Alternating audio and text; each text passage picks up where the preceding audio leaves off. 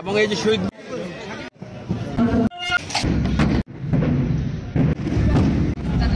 করবেন।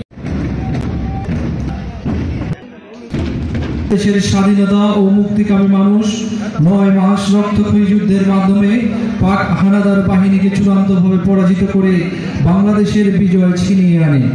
বিশ্বের বুকে বাংলাদেশ এক স্বাধীন ও সার্বভৌম দেশ হিসেবে আত্মপ্রকাশ করে এই দিনে।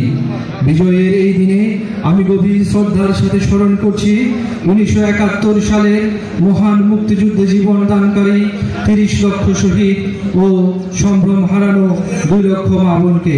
আমি বিনম্র চিত্তে শ্রদ্ধার সাথে স্মরণ করছি নরসিংদীর রায়পুরার কৃতি সন্তান বীর শ্রেষ্ঠ মতিউর রহমান সহ সকল বীর শ্রেষ্ঠ ও রায়পুরার সকল বীর মুক্তিযোদ্ধাদের প্রতি।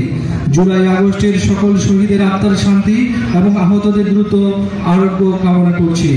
মহান বিজয় দিবস উপলক্ষে আয়োজিত দিনব্যাপী এই বিজয় মেলার একটা চমৎকার মেলার পরিবেশ এখানে সৃষ্টি করেছেন।